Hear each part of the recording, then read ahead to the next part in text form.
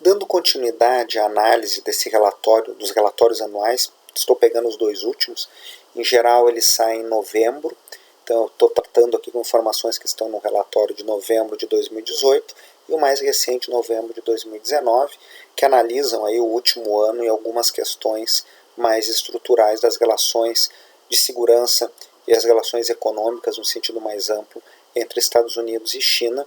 Esse relatório é remetido para o Congresso e é um documento bastante extenso. Aqui é um olhar um pouquinho mais detalhado sobre as questões comerciais, de investimento, os interesses estratégicos da China nos Estados Unidos e vice-versa, e essa questão, essa perspectiva dos Estados Unidos de que a estratégia de investimentos chineses no exterior, acopladas a financiamento por bancos chineses, bancos de desenvolvimento, bancos estatais, associadas à chamada nova rota das sedas, é um elemento da estratégia de internacionalização da China, que vai criando vínculos maiores deste país com outros países, por meio, por exemplo, do financiamento, do endividamento e da maior dependência com o mercado chinês. Isso preocupa a China, quer dizer, preocupa os Estados Unidos, essa posição mais assertiva da China na ordem global, o que vai produzindo no período recente uma reação dos Estados Unidos no sentido de ir contendo, de pressionar os seus parceiros para que não venham a aderir a este pacote de financiamento chinês, de apoio chinês. É claro que isso está acontecendo muito mais com uma pressão política dos Estados Unidos do que da oferta pelos Estados Unidos de alternativas. Isso é algo que aparece na literatura de um modo geral, tanto para aliados tradicionais na Europa ou em outras regiões do mundo. Os Estados Unidos, na atual administração, emergem como um poder que reclama da presença chinesa, mas que não oferece uma alternativa. Já a China está oferecendo alternativas. Se são boas, são ruins, isso é uma outra discussão. Há inclusive algumas comparações dando conta de que o volume de investimentos nessa chamada nova rota das sedas é um múltiplo do que foi o esforço de reconstrução do pós-guerra por parte dos Estados Unidos, com recursos dos Estados Unidos, por meio do Plano Marshall. É como se fosse um Plano Marshall chinês em tempos de paz e que vai na esteira dos seus investimentos, dos seus financiamentos, permitindo a internacionalização da China, permitindo inclusive dar vazão para o excesso de capacidade produtiva que está na China, as suas empresas de construção, os seus bancos, a sua capacidade de produzir aço, e que, a despeito do enorme volume de investimentos dentro da China, não há capacidade de absorver.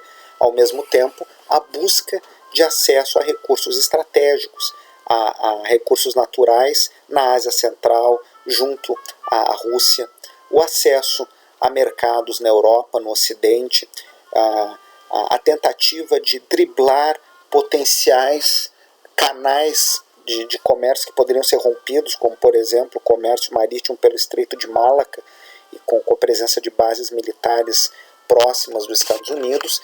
Então há toda uma tentativa da China se antecipar a um cercamento, inclusive geográfico, de ampliar suas relações.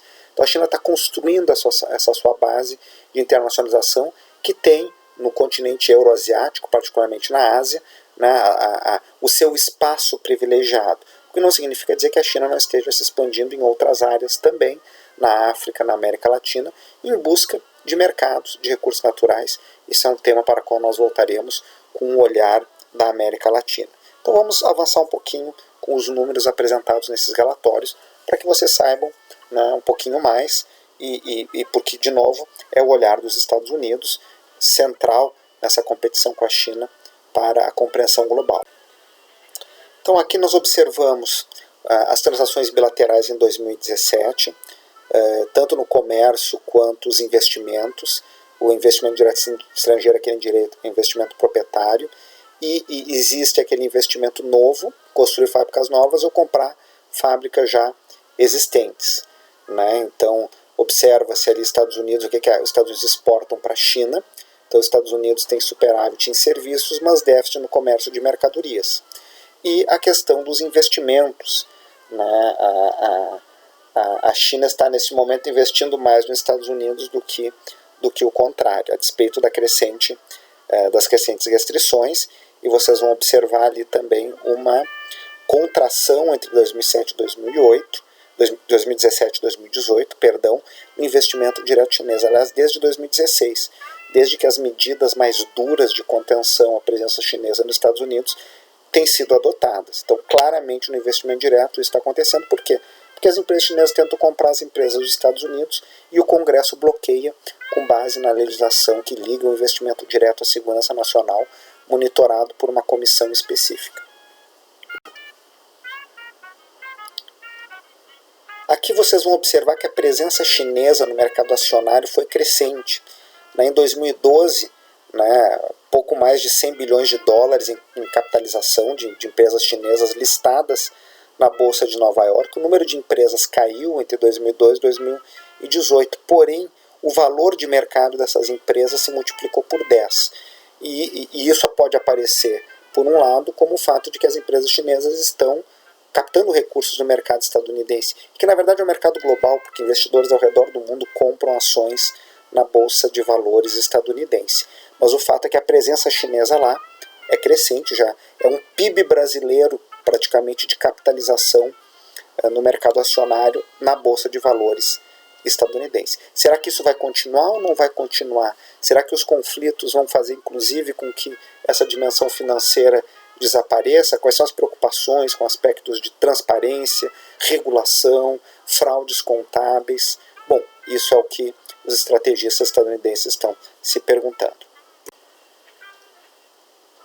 A informação mais recente, para setembro de 2019, dava conta de 172 empresas chinesas listadas nas bolsas nos Estados Unidos, com uma capitalização de cerca de $1 trilhão.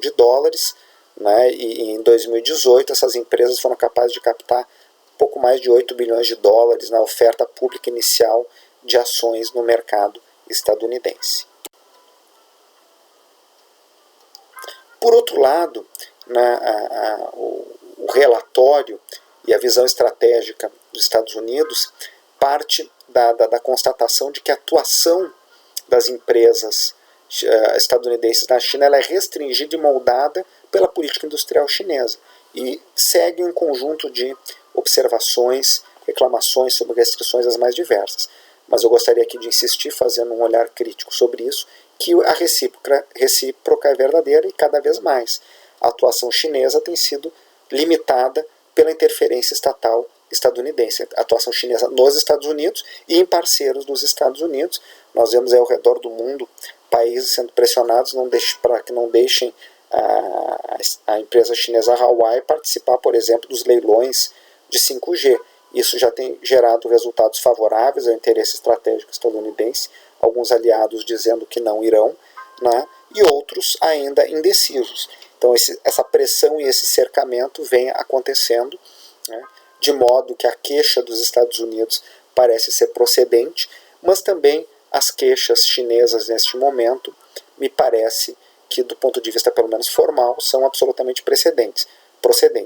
Eu não estou entrando aqui no mérito de quem tem razão, quem não tem razão. Aqui são poderes em disputa. Mais adiante temos que refletir a perspectiva brasileira sobre isso, mas objetivamente há uma disputa entre dois poderes, um já estabelecido, o outro em ascensão. Aqui são os investimentos externos diretos, aquisição de empresas, a construção de novas fábricas, o investimento direto estrangeiro, que é aquela parcela proprietária e que se manteve historicamente em patamares elevados, acima de 15 bilhões de dólares por ano. Isso mostra, no fundo, que a China foi se abrindo a partir da abertura promovida pelo Deng e se manteve aberta aos capitais internacionais. Então, eu gosto muito daquilo que um professor da Universidade de Cambridge, Peter Nolan, fala, de que a China se abriu para o mundo muito antes de ir para o mundo. Então, a globalização entrou na China. Quando se criava todo esse clima da China querendo conquistar o mundo, mas a China se abriu para o mundo. Do jeito chinês, evidentemente. Assim como os países têm seus interesses estratégicos, o próprio Estados Unidos, com seus instrumentos, é muito ativo em proteger os seus interesses na área de segurança, por exemplo, tecnológicos e comerciais, e vem exercendo isso com muita altivez e muita proatividade. né, do ponto de vista do interesse estratégico dos Estados Unidos, provavelmente eles estão certos, né? Não sou eu aqui a fazer este julgamento, mas estão fazendo como os chineses também procuram fazer, né? Então há legitimidade entre esses estados, essas civilizações e esses poderes no exercício das suas capacidades.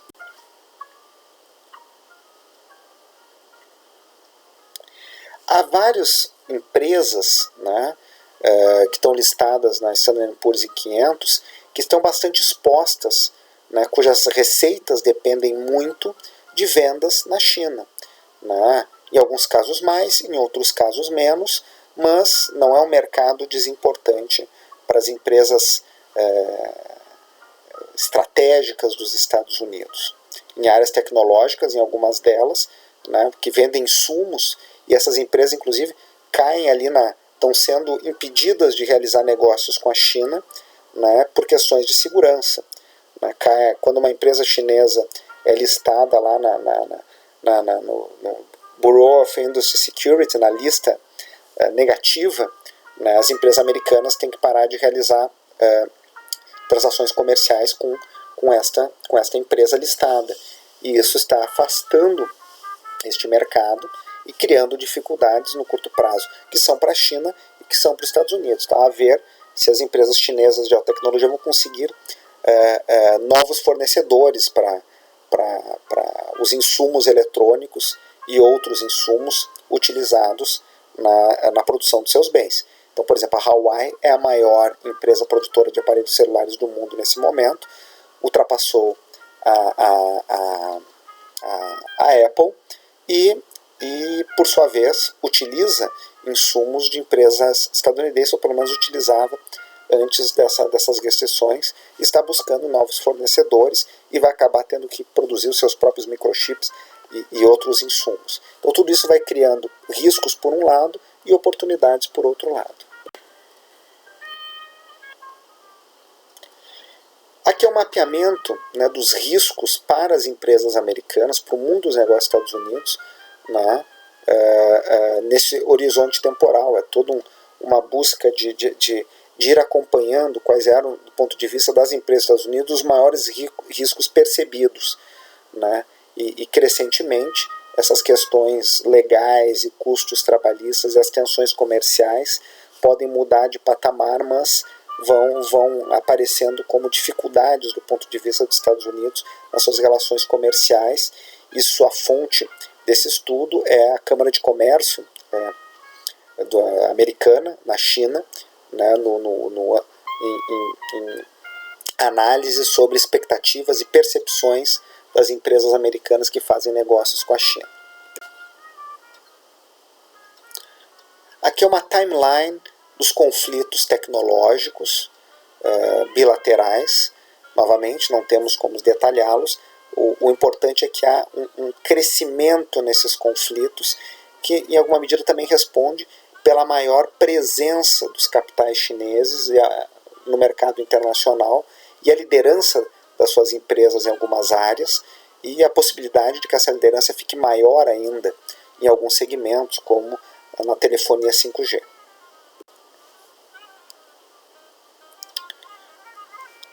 Aqui eu gostaria de chamar a atenção de um instrumento que é muito pouco conhecido.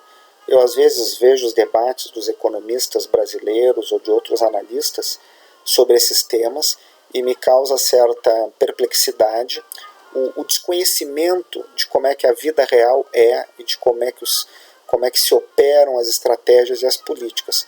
Pois há muitos anos os Estados Unidos têm uma comissão sobre o investimento estrangeiro no país, tem toda uma legislação sobre investimento direto em segurança nacional que permite, a partir da avaliação dessa comissão, que é uma comissão do Congresso, bloquear a tentativa de compra de uma empresa americana. Vamos imaginar que uma empresa dos Estados Unidos venha no Brasil tentar adquirir uma empresa brasileira e que houvesse no Congresso uma comissão que vai dizer não, isso aqui é segurança nacional e essa aquisição não pode acontecer. Esse tipo de expediente tem sido utilizado historicamente, por exemplo, para evitar que portos nos Estados Unidos fossem vendidos para empresas cujo controle do capital estão no mundo árabe. Então se alegava a possibilidade de um risco de segurança nacional, né? dentre outros. Agora esse instrumento está sendo utilizado muito fortemente, né? Somente aí no ano fiscal ou entre o final de 2017 e o final de 2018, terceiro trimestre de 2017 e terceiro trimestre de 2018, nesse ano móvel, foram várias operações, eu estou destacando algumas aqui, só para exemplificar, né, no total de cerca de 6 bilhões de dólares. Então vocês vão enxergar ali qual era a empresa dos Estados Unidos que iria ser comprada, qual era a empresa americana que iria comprar, qual o segmento industrial, o valor da transação e o status daquela operação. Então todas as operações que foram suspensas ou rejeitadas num determinado momento, e os setores, eu chamo a atenção, são os mais diversos. Quer dizer, a produção de alumínio, por exemplo, será que é estratégico? Né? Alguns segmentos que claramente, semicondutores, pode ter um uso dual, né? Que eu posso usar o semicondutor para fazer um telefone celular ou para fazer um míssil. Agora, serviços financeiros, talvez, tecnologias de informação, multimídia, tem toda uma parte de controle de inteligência artificial também que vai ganhando força ao longo deste período de tempo. Então, é importante que se fique claro exatamente a característica desses instrumentos e o fato de que eles têm sido claramente utilizados ano após ano para impedir essa participação, essa entrada dos capitais chineses. Do ponto de vista da China, eles argumentam que o quê? Estão impedindo o funcionamento do livre mercado. Do ponto de vista dos Estados Unidos, o argumento é: nós estamos defendendo a segurança dos interesses estratégicos do país. Quem tem razão? Provavelmente as duas partes. No relatório de 2018, eu chamo a atenção do mapeamento feito e que identificou a presença de capitais chineses na indústria de capital de risco. O que é isso? São aqueles fundos de investimento que vão apostar em empresas que estão no seu início, no seu nascedor. Em geral, são empresas que nascem dentro das universidades, mas que são em setores estratégicos do ponto de vista tanto dos Estados Unidos quanto da China, como do mundo. É toda uma rede de tecnologias que envolve a área de comunicação, a área de inteligência artificial, construção de veículos autônomos, realidade virtual e aumentada, robótica, toda a indústria de biotecnologia, farmacêutica, a área de saúde e tudo que envolve Big Data, segurança cibernética, impressoras 3D, genética, nanotecnologia. Esses percentuais que vocês estão vendo aí é o quanto ele se estimou de presença de capitais chineses financiando as novas empresas nesses setores. Então lá no setor farmacêutico, biotecnologia e a indústria de saúde, um pouquinho mais de um quinto dos recursos vindos de capitais chineses. Então isso é algo, né, que tem sido mapeado pelos Estados Unidos no sentido de bloquear a presença chinesa, né, que é mais um elemento, mais um aspecto desse conflito e desse nacionalismo econômico e do uso ativo do Estado para proteger esses interesses estratégicos. Então é muito difícil o que pode se chamar de liberalismo econômico no sentido lá do século XIX ao que nós estamos assistindo atualmente e assistimos historicamente, na verdade.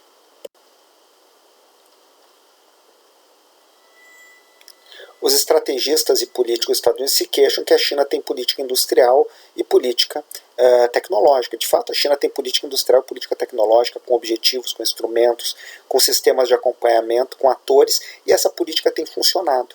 Tem garantido o sucesso do progresso econômico e tecnológico do país. E é isso que gera uma reação por parte dos Estados Unidos. Por exemplo, essas aqui são as metas e aquilo que já se obteve, né, em termos de liderança em segmentos tecnológicos. Então, os setores-chave da política industrial e de desenvolvimento chinês, né, dos seus planos quinquenais e da política tecnológica, equipamentos de comunicação, telefonia celular, produção de microchips, computadores de alto desempenho, energias renováveis, produção de aviões, dentre outros, né, a China estabelece metas e vem atingindo essas metas. Metas de domínio do mercado doméstico e metas também de expansão nos mercados globais, né? E isso vai de encontro ao interesse de empresas estadunidenses.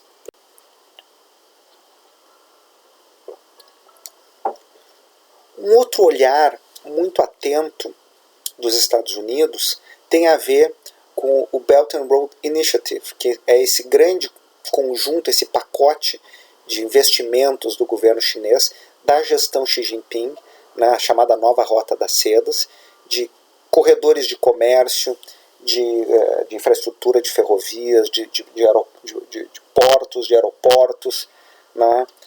E tudo isso está envolvendo o quê? Está envolvendo financiamentos chineses, empresas chinesas em parceria com empresas locais, mas em geral com uma participação maior de empresas chinesas, que por sua vez se traduzem em ampliação de endividamentos dos países receptores.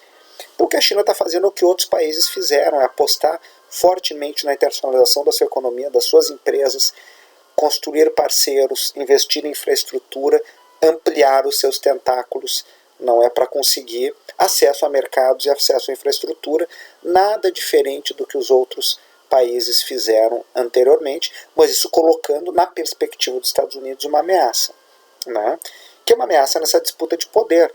Para uns, para outros é uma enorme oportunidade de avanço econômico, com riscos, mas também com oportunidades. Aqui é só um exemplo, não é uma lista exaustiva, né? Há reports, por exemplo, do Banco Mundial e de outras instituições multilaterais mapeando esses investimentos. O importante a destacar há um olhar claro sobre quem está fazendo, quais empresas, qual é o apoio do Estado, onde é que vem o dinheiro, qual é o financiamento, e tudo isso envolve a mobilização dos recursos, né, e das capacidades e competências estatais e privadas da China, funcionando de forma articulada. Então é uma máquina que se move numa mesma direção, com uma visão estratégica de futuro, com comando. Não é uma dispersão e um conflito interno à sociedade chinesa, ou uma disputa entre empresas privadas e Estado, brigas políticas, não. A máquina chinesa está azeitada, avançando com comando. Podemos gostar ou podemos não gostar, mas é isso que a análise dos estrategistas dos Estados Unidos, essa análise enxerga nesses termos, e me parece que enxerga nesses termos corretamente. Vamos tratar de avançar e olhar melhor os impactos disso na perspectiva do debate latino-americano.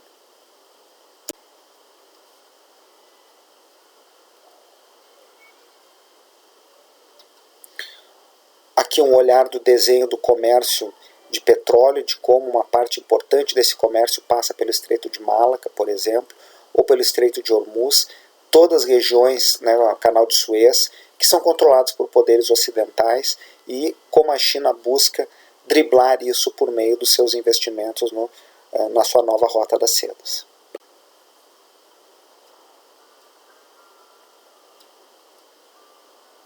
Estimativas das fontes de recursos. Então a China mobiliza os seus bancos de desenvolvimento, o chamado Banco dos BRICS, o New Development Bank, o Banco Asiático de Infraestrutura, a sua rede de bancos comerciais. Então a importância de manter instrumentos estatais, os bancos públicos, sempre lembrando que esses bancos públicos existem ao redor do mundo, inclusive estão sendo reativados da crise financeira global para cá.